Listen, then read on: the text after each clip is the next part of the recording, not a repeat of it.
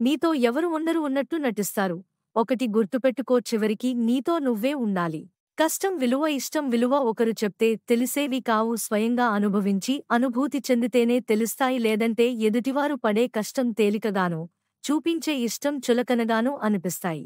మిమ్మల్ని చులకనగా చూసేవారి నుండి, పరిష్కారం లేని గొడవల నుండి, మీ విలువ తెలియనివారి నుండి, మీ మనసుని కష్టపెట్టే విషయాలకి ఎంత దూరంగా ఉండగలిగితే అంత ఆరోగ్యంగా ఉండగలరు. జీవితం మీద ఆశతో కాదు, కసితో, కోపంతో బతకాలి. ఇక్కడ బతకాలంటే యుద్ధం చేసి పోరాడాలి. భయపడిన, బాధపడిన మన జీవితం మనల్ని ఈ ప్రపంచం నుండి దూరంగా విసిరిపారేస్తుంది. అలిగితే ఎందుకలిగావు అని అడిగే బంధం ఉండాలి, కాని అదే అవకాశంగా తీసుకుని వదులుకునే బంధంగా ఉండకూడదు. నమ్మకం ఒకరిమీద పెట్టుకుంటే అది నీ బలహీనత అవుతుంది. నమ్మకం నీమీద నువ్వు పెట్టుకుంటే అది నీకు బలమవుతుంది. ఓర్చుకో, కొన్ని నేర్చుకో, తప్పదు. ఎంత నివాళైనా ఏ క్షణం ఎలా మారిపోతారో తెలియదు. నాతో ఎవరు ఎలా ఉంటే వారితో నేను అలాగే ఉంటాను.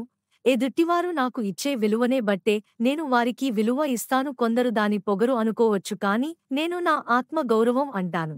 నాతో ఎవ్వరు ఉన్నా లేకున్నా, నేను గెలిచినా గెలవకపోయానా, నా ప్రయత్నం మాత్రం నేను చచ్చేదాకా ఆపను. ఒకప్పుడు తినడానికి సరిపోయేంత డబ్బులు ఉంటే చాలు అనుకునేవాడిని. ఇప్పుడు తినకపోయినా పర్లేదు, డబ్బు ఉంటే చాలు అనిపిస్తుంది. ఎందుకంటే నీవు తినకపోయినా ఎవరు పట్టించుకోరు, కానీ డబ్బు ఉంటే అందరూ నిన్ను పట్టించుకుంటారు.